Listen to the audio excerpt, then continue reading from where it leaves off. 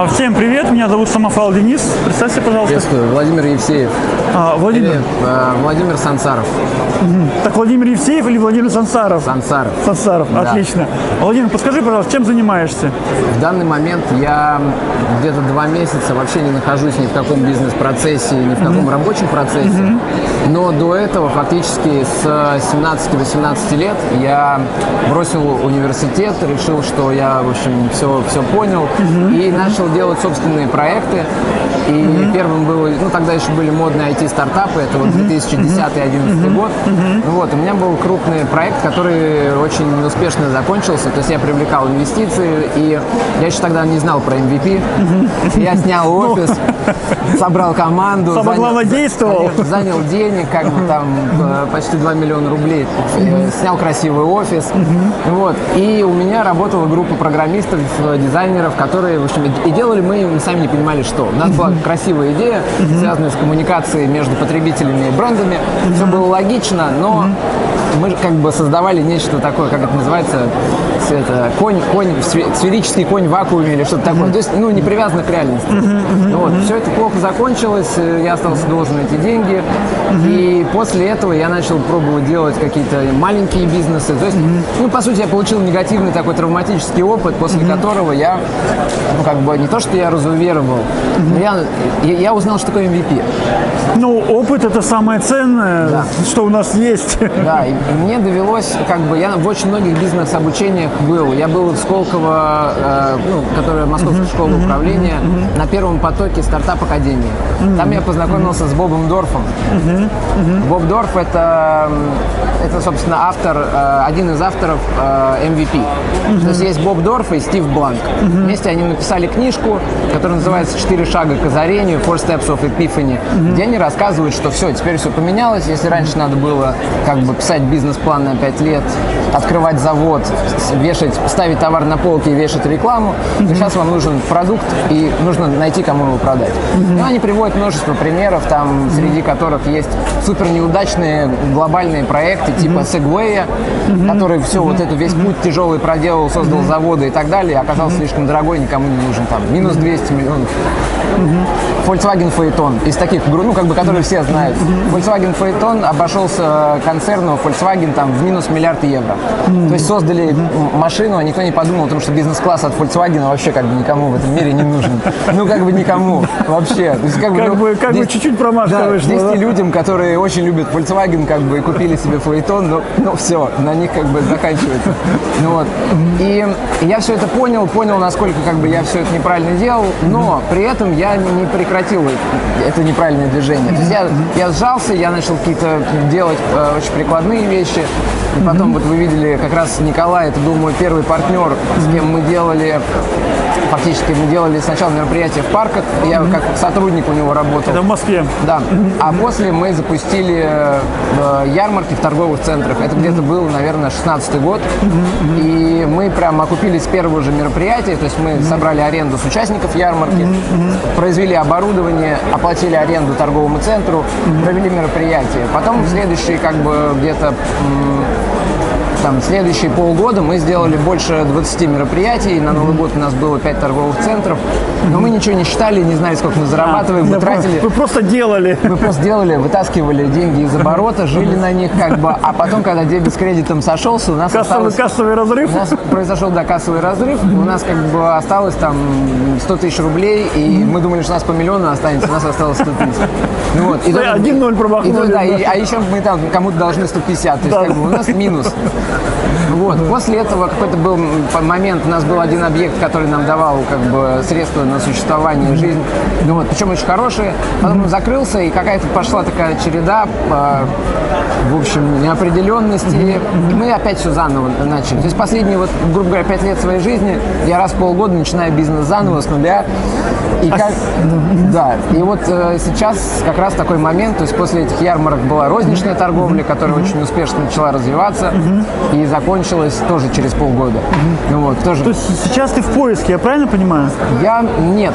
Я ну, сейчас вот все взвешивая в себе и понимая, там, что я делал не так, я, во-первых, очень много внутри себя выкопал таких субъективных причин, по которым у меня не получалось. То есть, ну, начиная от того, что я постоянно хотел, думал, сейчас вот я вот заработаю деньги, как раз о чем сегодня много говорили, что вот у меня будет большой доход и все поменяется. И я вот это наконец-то увидел вещь, что уже все хорошо. Что просто надо как бы... То есть это есть такой автор Алан Уотс, он рассказывает такую вещь, что у западного мира есть иллюзия развития. Что все считают, что им нужно стать лучше, развиваться. И по сути, если мы считаем, что нам нужно стать лучше, это значит, что мы некие хорошие где-то в будущем, а сейчас мы плохи. И мы как бы каждый раз от себя уводим момент, ну, истины, да? И мы живи здесь и сейчас. Да, просто в этом живи здесь и сейчас его нужно раскрывать очень глубоко. Я, естественно, после того, как у меня оказалось минус 2 миллиона рублей, ударился в буддизм, как бы начал искать ответы, почему. Почему так получилось, да? То есть у меня было очень много сначала там гнева, мне было 20 лет, я бил себя в грудь, кричал, у нас в стране нет климата инвестиционного, у нас нет, как бы, у меня были там партнеры, идиоты, у меня плохие инвесторы были там и так далее. Но потом в силу, да, как сказать, вот того, что я больше не мог объяснить самому себе, как бы, кто виноват, я понял, наконец-то, что я сам виноват. То есть я понял, что я выбрал этих инвесторов, я выбрал эту команду, я всем говорил, что делать. И это, собственно, ну, то есть это вот то, что в буддизме, там, ну, не в буддизме, вообще во всех традициях называется причинно-следственные связи. Карма. То есть то, что я получил, это следствие моих собственных усилий или не усилий. Дай закончу, 2 минуты. Не отвлекаем, да, продолжаем. Да. Так.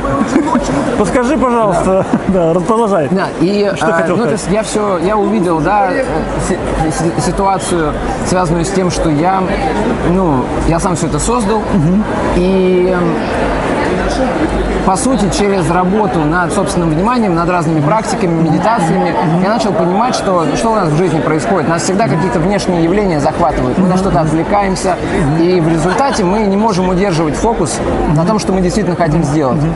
Обстоятельства нас сбивают с толку.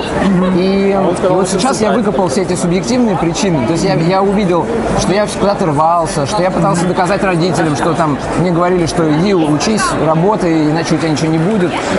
И вот буквально до вчерашнего дня, того, как я сюда пришел, меня пригласил товарищ, дал мне билет, он купил билет, и второй ему дали в подарок. Он меня пригласил, и буквально еще вчера я был готов уже действительно, я думал, что, может быть, действительно надо идти в компанию, работать, потому что вроде столько опыта есть, я думаю, сейчас полгодика, год поработаю, а потом вернусь в бизнес.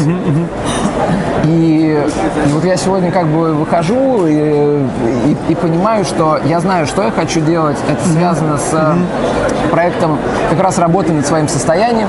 То есть я придумал проект, который называется Mind Class, и он из себя представляет тренажерный зал для ума.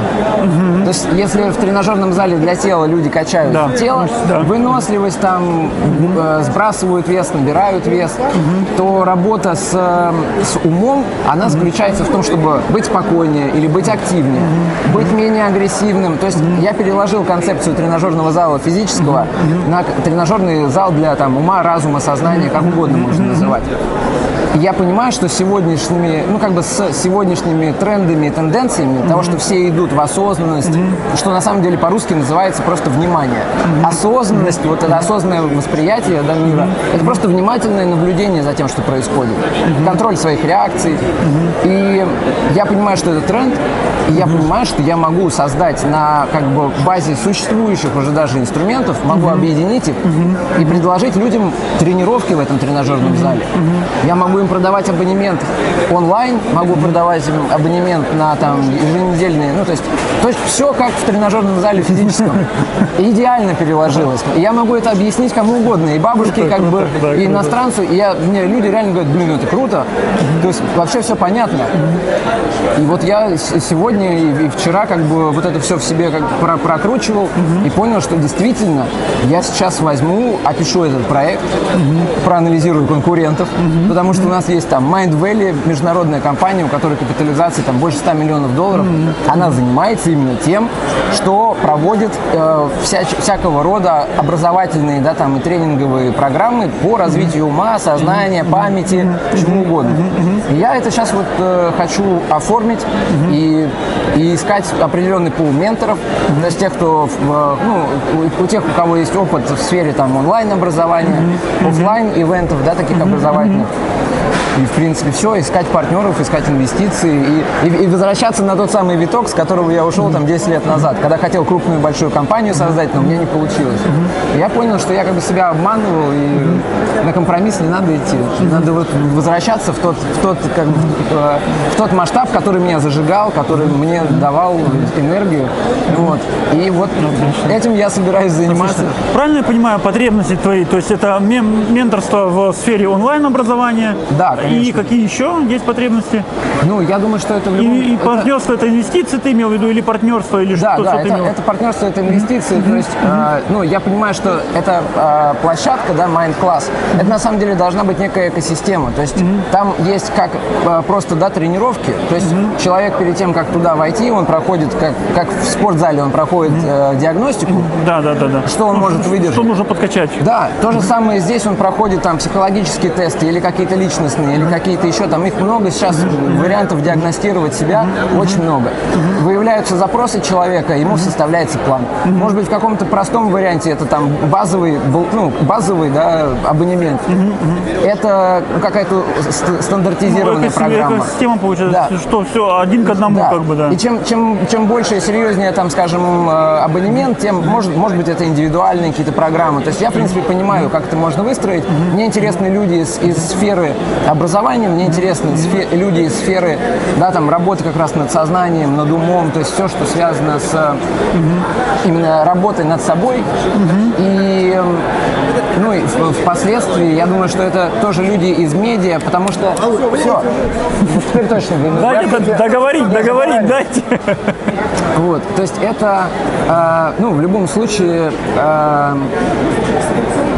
люди, которые связаны с медиа, потому что вокруг этого можно создавать много контента. То есть это контент интересный людям, почему у нас получается, почему у нас не получается. То есть это вот, я просто слышу эти отголоски везде. У Аяза в бизнес-молодости, там Петр Осипов делает метаморфозы, все копают внутрь. Все поняли, что от количества часов, которые мы как бы работаем, от количества бизнес-инструментов, которые мы знаем, не зависит результат. Более того, я сам буквально вот после Нового года нашел в книжке такое описание, как бы этимология слова «стараться». И там разбирают какие-то там индоевропейские корни, славянские, значит, немецкие. И там все идет старо, это типа стареть, дреклеть, увядать, удушать.